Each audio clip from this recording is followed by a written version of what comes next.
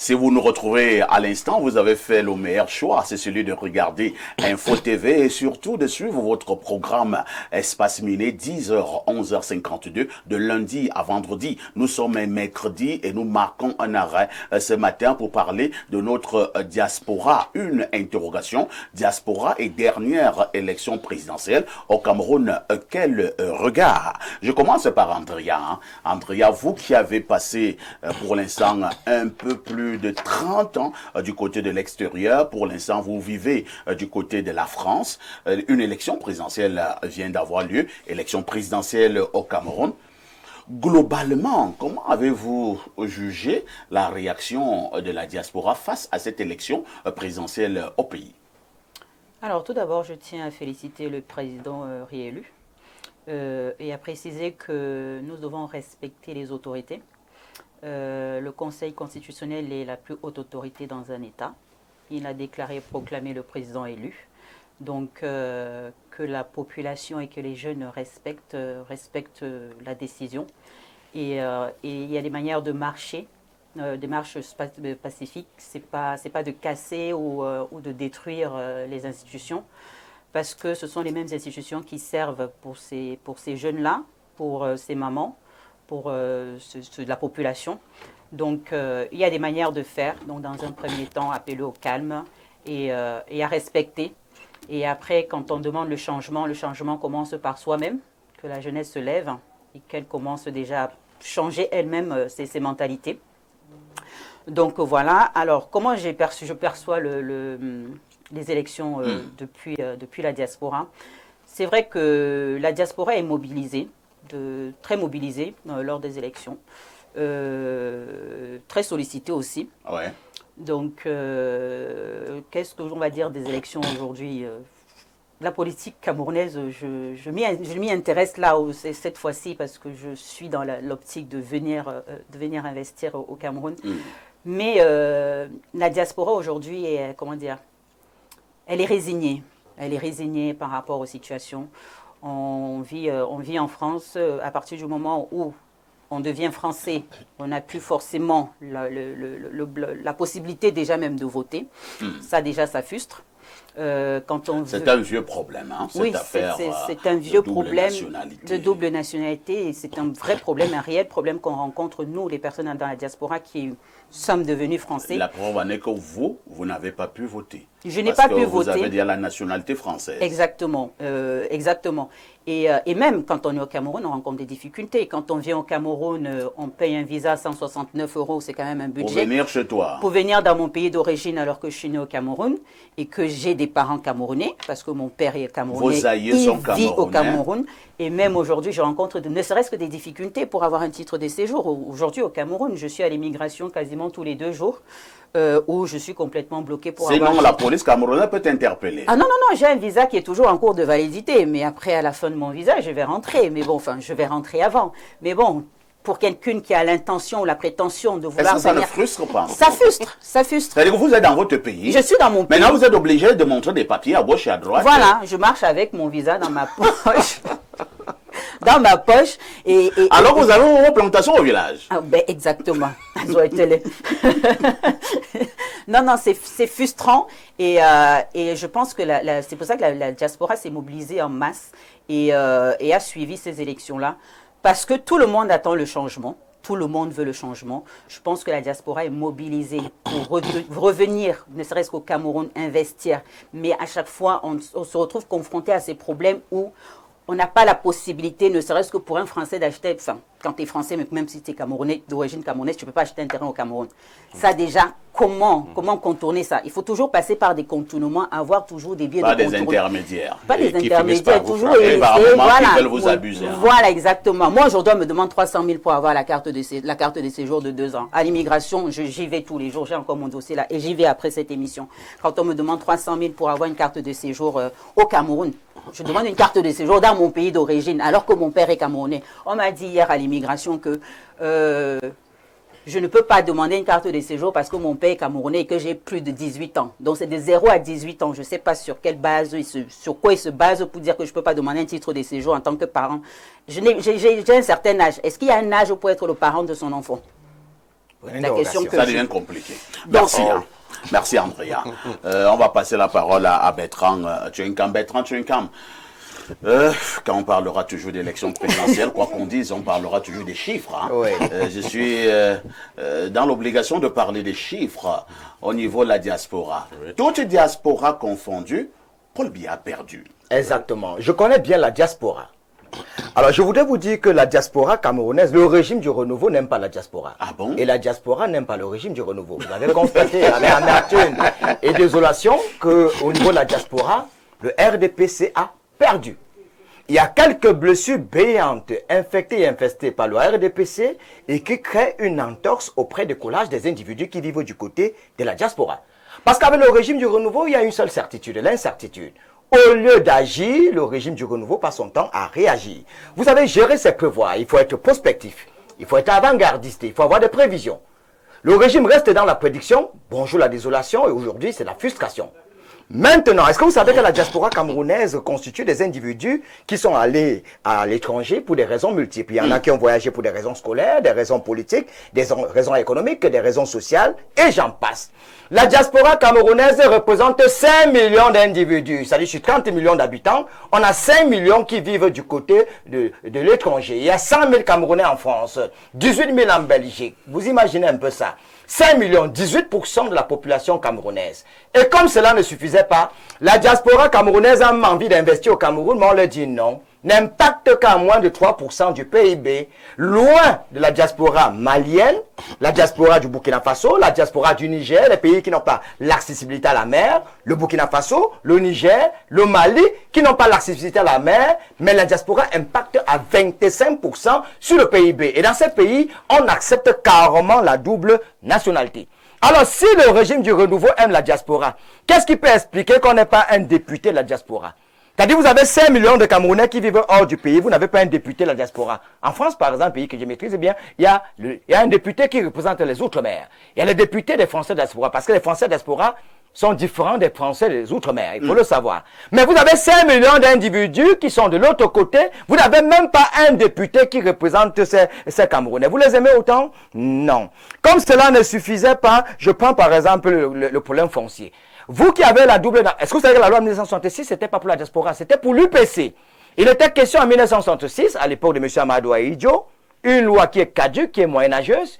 La loi dit quoi? Si tu prends une nationalité autre que celle camerounaise, tu paies la nationalité camerounaise. Il fallait contrer l'UPC. Alors, la loi, elle est moyenâgeuse, elle a subi l'usure du temps. Malheureusement, elle est toujours en un cancer. Alors, maintenant, quelqu'un qui a pris la nationalité française, comme elle, ne peut pas voter au Cameroun. Alors, ne peut pas participer à son devoir civique. Elle qui est française, qui veut investir au Cameroun, ne peut pas le faire. Si elle veut mettre une entreprise au Cameroun, est-ce que vous savez que la loi camerounaise exige que l'entreprise que tu mets là, tu dois avoir au trop 49%. Oui, mon entreprise, je viens de... Ça veut dire qu'elle a les moyens de mettre sur pied une entreprise au Cameroun. Elle a par exemple 100 000 francs. La loi interdit qu'elle puisse investir en tant qu'étrangère. Elle doit mettre 49 000 pour qu'un Camerounais mette 51 000. C'est à ses risques et périls. Maintenant, si le Camerounais vole, parce qu'elle est étrangère, elle se plaint à qui? Non, vous êtes en train de rire, je suis en train de dire des choses pertinentes. Je vous dis qu'un étranger, une Française comme elle, si elle veut investir ici, elle n'a pas le droit d'investir avec tout son argent. Elle n'a même pas le droit de mettre plus de la moitié. Elle doit mettre 49% parce qu'il faut que les Camerounais mettent leur argent. Et ça, c'est risque et péril. Maintenant, est-ce que c'est son entreprise? Non, c'est une société par action. Elle ne doit pas avoir la globalité, la grande partie. Ça veut dire qu'elle ne peut pas être directrice de son entreprise. Parce qu'elle ne peut pas être directrice de son entreprise qu'elle-même elle a créée. Et elle n'a pas le droit de veto. Alors, elle n'a pas le droit de veto, elle va perdre. Je prends d'autres blessures infectées, le passeport. Est-ce que vous savez, comme elle a dit tout à l'heure, que le visa, pour avoir un visa camerounais, par exemple, pour elle qui est en France, il faut, elle a dit 169 €. Ça veut dire que ça revient à combien de francs CFA? Environ 120 000. Ça veut dire que tu vas aller dans ton propre pays, tu prends ton visa, 120 000. Et en plus, c'est pour un mois, hein. T'as dit 120 000, c'est pour que tu viennes en séjour. Elle a payé 120 000. Elle a fait un mois au Cameroun. Oui, parce qu'elle est étrangère. Dans son propre pays. Elle ne peut pas vivre là-bas. Elle doit repartir. Maintenant, quand vous revenez un peu au Cameroun, gangréné par les histoires de corruption, l'avarisme, les promotions canapé. Vous savez combien coûte, par exemple, la carte de séjour au Cameroun? C'est difficile. Une carte de séjour, c'est 300 000 francs, je crois, c'est pour 2 ans. C'est-à-dire, elle est en France, pour venir au Cameroun, elle débourse 300 000 francs pour venir dans son pays. Elle a au trop 200 pour traîner. Alors, maintenant, la diaspora... Chutons, Bertrand. Je chute sans me renverser. Vous avez constaté avec amertume et désolation que la diaspora camerounaise a voté pour la grande majorité, les opposants et pas le régime en place. Si je prends par exemple les cas qui sont légion, par exemple celui qui a fabriqué le cardiopathe, il est où aujourd'hui? Monsieur Zan. À Tuzan. Il est parti, n'est-ce pas? Parce que vous l'avez négligé. Ernest Simo, combien de Camerounais savent par exemple que Ernest Simo, c'est lui qui a à l'origine de la carte SIM? S'il revenait au Cameroun, il devrait investir où? Est-ce que vous l'avez Mais il y a Camtel. Oui, mais pourquoi Il vous ne ne peut pas l'appelez travailler à pas? Camtel. Si vous êtes dans un pays où même pour prendre les murs, il faut aller chercher les Chinois. Ils sont plus intelligents que nous, alors qu'il y a Polytechnique. Est-ce que vous savez qu'il y a Merci. même des bâtiments ici pour réfectionner? Alors que la diaspora camerounaise, Merci. celle de la France, il y a des ingénieurs, des gens qui C'est veulent concret, investir Bertrand pour leur Twinkam. pays. Nous n'avons pas beaucoup de temps. On va passer, on va d'abord aller au téléphone. Hein, un valeureux Camerounais également de la diaspora s'impatiente. Il s'agit de Victor Esso Tiki, qui est donc au bout du fil. Victor Esso, bonjour. Bonjour, Daniel ici. Bonjour à vos panélistes. Bonjour aux téléspectateurs qui vous suivent par le monde. Je souligne que vous êtes DP de l'agence de presse panafricaine OPNA Afrique Info et de l'agence de facilitation des études en Grande-Bretagne. Et à partir justement de la Grande-Bretagne, comment vous avez trouvé l'élection au Cameroun tout en martelant que vous de la diaspora, vous n'avez pas voté pour le président Paul Biya? Est-ce qu'il y a une explication à cela? Bah, écoutez, parfait. Ici, vous êtes un journaliste qui avance très bien dans ce domaine-là. Et vous connaissez que dans ce domaine-là, la perception est fondamentale. Pourquoi on ne vote pas pour le président Paul Biya? Parce que ça fait un demi-siècle quasiment. N'oubliez pas qu'il a été Premier ministre pendant des années et il dirige le pays depuis 43 ans. Pendant un demi-siècle, on a donné la chance au président Paul Biya, nos grands-parents, nos parents et nous aujourd'hui, de pouvoir montrer ce qu'il savait faire. Ce jeune talentueux sorti des amphis de la Sorbonne qui était étudiant dans la diaspora avait tout pour prouver qu'il était quelqu'un de sérieux, qu'il pouvait implémenter une nouvelle approche basée d'abord sur les libertés. Parce que je vous rappelle que son livre blanc pour la démocratie et le progrès met l'accent sur les libertés, qui était un peu le tendon d'Achille du président Ahidjo. Alors, est-ce qu'aujourd'hui, 50 ans après, moi, c'est vous qui posez les questions, mais je suis bien tenté, comme journaliste, de vous renvoyer la question. Est-ce qu'aujourd'hui, on peut dire qu'on est en plein dans la démocratie et la pratique des libertés? Non. Non, pourquoi? Parce que vous voyez bien, la Grande-Bretagne, qui est le pays des Lumières, qui a colonisé plusieurs pays démocrates aujourd'hui dans le monde, notamment les États-Unis, le Canada, l'Australie, je ne veux pas tous les citer, a, par exemple, des colonnes dans chaque ville où, si vous n'êtes pas content par faire ici, vous pouvez mobiliser vos amis et emprunter cette colonne-là pour manifester votre ras-le-bol. Mais aujourd'hui, qu'est-ce qu'il faut? On est passé à la loi de 90 qui demandait simplement de déclarer, mais aujourd'hui, on demande des autorisations qui sont à tête chercheuse. Si un des militants du parti au pouvoir décide de marcher, ils ont l'autorisation, mais si un groupe de syndicalistes, de membres de l'opposition, de partis d'opposition veut manifester, ils n'ont pas d'autorisation, ce qui renvoie à une perception de pays ne respectant pas les droits de l'homme. Voyez-vous, ce type de perception, effectivement, empêche la diaspora de se déployer et empêche la diaspora de croire à son pays. Alors, vous avez bien dit qu'on pouvait voter. On ne pouvait pas voter le président Paul Biya parce que quand nous voyageons, je suis journaliste, je dirige une agence de presse et je peux vous dire que les Camerounais sont brillants de par le monde. Et la question qui revient chez les frères africains et les frères du monde entier, mais comment vous pouvez avoir des gens brillants, hein, autant dans le monde entier, dans toutes les institutions, dans toutes les multinationales, et avoir un pays avec un dirigeant aussi médiocre, entre guillemets. Parce que, voyez-vous, Victor vous avez Esso, la secrétaire générale de la Banque mondiale, c'est une Camerounaise, des institutions internationales ont des cadres camerounais. Je veux parler de Lombi qui gère Afrexim Bank, je veux parler de Frère Contour qui dirige la finance internationale, je veux parler d'Achaleke qui conseille des États en Amérique du Sud, en Asie et même en Afrique, le Nigeria, l'Afrique du Sud, etc.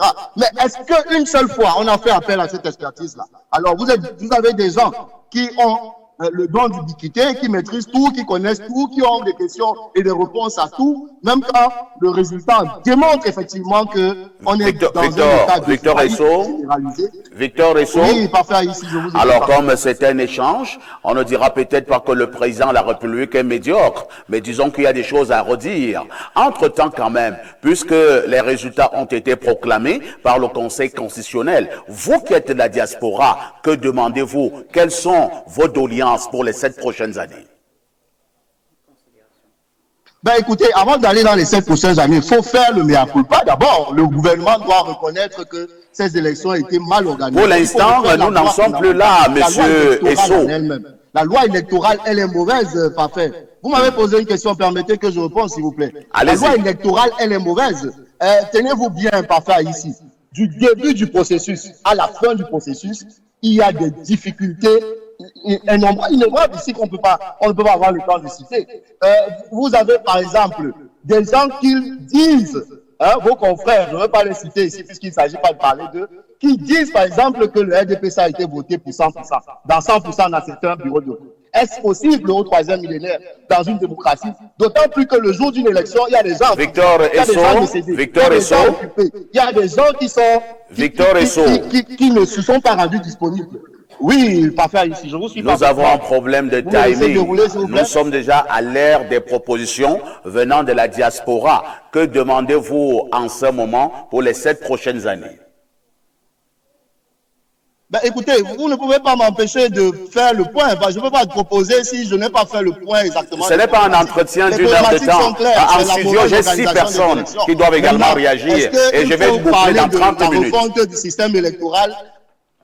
Ouais, est-ce qu'il faut parler de la réforme du système électoral, ça évoquer ce qu'il faut changer exactement? Bon, vous dites que vous n'avez pas le temps, on est obligé de faire avec, mais c'est clair qu'il faut changer la réforme, il faut changer la loi électorale, il faut changer les camps qui vraisemblablement jouent pour le parti au pouvoir. Et la question n'est pas de savoir si aujourd'hui ou demain, en point de proposition, ça va s'améliorer. La question est de savoir est-ce que ce sera efficace. Parce que pourquoi a-t-on décidé d'arriver à la démocratie? Pourquoi a-t-on décidé de créer les camps? Pour éviter les conflits, pour éviter qu'il y ait les 65 mois qu'on a déjà, pour éviter qu'il y ait des manifestations qui vont brûler ce qu'on met du temps à construire. C'est ça le jeu politique, c'est ça le jeu démocratique. Alors qu'on n'est pas un jeu démocratique, on se retrouve effectivement dans une société où on arrive à des excès comme ce qu'on peut constater aujourd'hui. Donc, il faut remettre en scène un organe véritablement indépendant. Il faut changer les membres de la Cour constitutionnelle parce que vraisemblablement, retrouver un président de la Cour constitutionnelle en train de boire du champagne à l'honneur du président de la République, pourtant il est censé être impassif. Je vous assure, vous êtes communicateur, journaliste, vous n'avez aucun élément de les symboles sont signifiants. À l'heure de l'intelligence artificielle. Non, je suis du domaine, j'ai pris le temps de vérifier. Quand on passe par ChatGPT, on peut vérifier tout ça. Je ne vous pensez pas que je suis si naïf que ça. Vous avez vérifié, nous n'avons pas les preuves de vos vérifications. En communication, les symboles sont des signifiants qui renvoient à des signifiés. Alors, les signifiés d'aujourd'hui, est-ce qu'elles permettent de bâtir une nation libre, prospère et sûre pour les générations d'aujourd'hui et celles futures? C'est la question auquel j'invite chacun de vous Victor Esso, nous vous disons merci pour votre intervention de ce matin. Je rappelle que vous êtes DP de l'agence de presse panafricaine. Vous êtes également du côté de l'agence de facilitation des études en Grande-Bretagne. Merci pour tout. En studio, nous allons passer la parole à Walter Shaw. Walter Shaw, la diaspora n'a donc pas voté pour le président Paul Biya et vous venez d'avoir quelques raisons évoquées tout à l'heure par un Camerounais qui vit en Grande-Bretagne. Quelle est votre réaction? Moi, je voudrais qu'on fasse ce qu'on appelle la problématique du débat. Parce que vous prenez le bout pour tirer la conclusion. Faisons très attention. Il y a combien de fois le président Paul Biya a perdu à la diaspora? Il y a combien de fois il a gagné à la diaspora? Il faut faire cette problématique pour tirer les bonnes conclusions. Certes, la diaspora n'a pas voté Paul Biya, oui. Mais en 2018, est-ce qu'il n'a pas gagné à la diaspora? Il a gagné. En 2011, est-ce qu'il n'a pas gagné à la diaspora? Parfait, ici, ce qu'ils sont en train de faire, c'est ce qu'on appelle le sondage. On ne peut pas se baser sur un indice pour tirer la conclusion que la diaspora n'est plus définitivement derrière Paul Biya. Ça, c'est la première chose. La deuxième chose, si on remplaçait Chiroma par Cabral, est-ce que Paul Biya aurait dû gagner la diaspora? Si on remplaçait Chiroma par Ateki, par Bello, par Tomaindo, est-ce que Biya aurait gagné la diaspora? C'est cet ensemble de questionnements qui nous amène à faire des bonnes analyses. Ça dépend aussi de ce qu'il a proposé. S'il vous plaît, s'il vous plaît. Et là, je vais diviser. Je chute avec deux choses. La première chose, il y a une fausse diaspora et il y a la bonne diaspora. Ah bon? La fausse diaspora, c'est celle qui a mis le nozo à feu et à sang. Et la deuxième diaspora, qui est la bonne diaspora, c'est celui qui veut la paix, celui qui contribue à C'est la valeur diaspora ajoutée. qui a mis le nozo à feu et à sang? Oui, la diaspora a contribué à plus de 90%. Chez moi, à Bamenda, la diaspora a contribué à plus de 90% pour les séparatistes. L'achat des armes, envoi d'argent, trafic, des drogues et tout ça. Donc, la grande majorité de la diaspora, c'est celle qui veut mettre le Cameroun à feu et à sang. Et la petite minorité, c'est celle qui veut la paix, celle qui veut contribuer à la croissance économique. Mais faisons très très attention. La plupart des sécessionnistes qui ont été créés dans le Nozo, dont ils envisagent dans tout le Cameroun, ça se part toujours de la diaspora, les lanceurs d'alerte, qui sont transformés. Chez nous, on ne les appelle pas les lanceurs d'alerte, ils étaient les séparates, les ambassadeurs de la diaspora. Aujourd'hui, on appelle les lanceurs d'alerte de la crise post-électorale. Ils vont devenir, c'est-à-dire qu'on envisage de créer un groupe, une nouvelle équipe, ou bien un groupe séparatiste au Cameroun à travers la diaspora. Donc faisons très très attention là sur parler de la diaspora. Donc on ne peut pas prendre 2025, on dit que Paul Biya a perdu, c'est parce que la diaspora n'est plus avec lui. Pour finir définitivement, je vous dis que c'est une diaspora qui a peu de foi et qui a ce qu'on appelle désespoir. Non, c'est pas le désespoir, c'est la D'accord. résignation. C'est la résignation, c'est pas le désespoir. Vous n'avez pas été capable de ressortir les blessures béantes infectées et infestées par le régime pour que dans une perspective futuriste, que des mesures curatives soient prises. C'est trop facile de faire le rentemplant et de trouver que les autres sont des oiseaux de mauvaise augure. Mais il faut reconnaître quand même qu'il y a des gens à la diaspora qui ont de bonnes intentions, qui veulent investir dans notre pays. Ouais, il n'y a pas mais un qui ont seul des Camerounais dans la gros diaspora gouvernements. qui n'aime pas le Cameroun. N'est-ce Hein. pas? Il n'y a aucun Camerounais dans la diaspora qui Je n'aime pense pas le même que c'est Cameroun. l'oral au bord Tout de- Camerounais aimerait bien revenir au Cameroun investir. Mais quand tu viens une fois, deux fois et que tu te retrouves dans une situation, les gens ils n'ont pas le temps. Là-bas de l'autre côté, on n'a pas le temps. C'est speed. C'est vraiment, la vie elle est speed. Donc quand tu viens ici une fois, deux fois, tu te retrouves dans une situation, moi ça fait des années que je viens, je ne suis pas désespéré. Je suis résigné, mais ça ne m'empêche pas de revenir tous les ans. Ça ne m'empêche pas de revenir chaque fois, de réessayer. Mais quand quelqu'un vient une fois, deux fois, il repart, il va jurer que je ne mettrai plus jamais mes pieds au Cameroun. Tout simplement. Merci Andrea. Ce n'est pas le désespoir. François Mboké, est-ce qu'il faut en conclure que la diaspora, d'une manière ou d'une autre, a envoyé un message clair au président de la République? Et si jamais c'est un message qui a été envoyé, est-ce que le président pourra décrypter ce message? Ah, de toute façon, il est temps pour le RDPC de décrypter ce message qui vient d'être passé, parce que il y a eu des états généraux de la diaspora où beaucoup de résolutions ont été prises en matière de double identité, double nationalité, en matière d'investissement, en matière même de circulation et tout. Rien n'a fait. On nous a conviés encore au grand dialogue national. Les mêmes questions sont revenues. Aujourd'hui, rien n'est fait. Alors, lorsque Ouatt dit, en 2011, il a gagné la diaspora, en 2025, il a perdu. Mais qui vote même d'abord à la diaspora? Il faut voir que si nous prenons le cas de l'Europe, là où on a mis des conditions difficiles pour avoir même une carte électorale, donc prioritairement, ce sont des fonctionnaires qui votent. Ouais. Ça veut dire que si les fonctionnaires renvoient ce message que nous en avons ras-le-bol, alors il faut que le RDPC réfléchisse. Cette situation naît de quoi?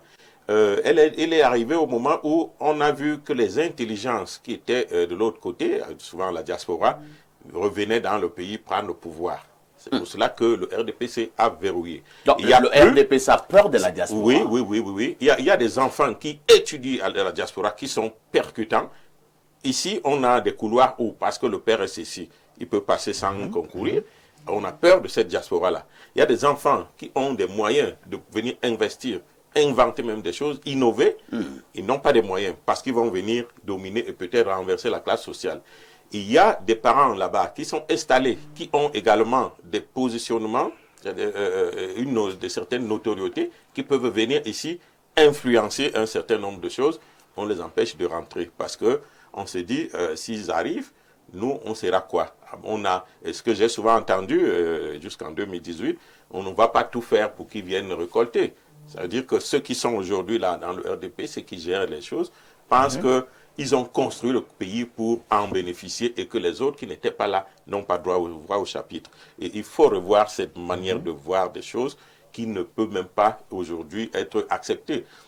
Être Camerounais, voilà une consoeur qui pleure, elle est dans son pays, elle est traitée comme étranger, alors que nous avons des pays, des ressortissants des pays étrangers qui nous mettent tous les jours en prison si tu le frôles. Oui. Mais ils sont prioritaires chez nous.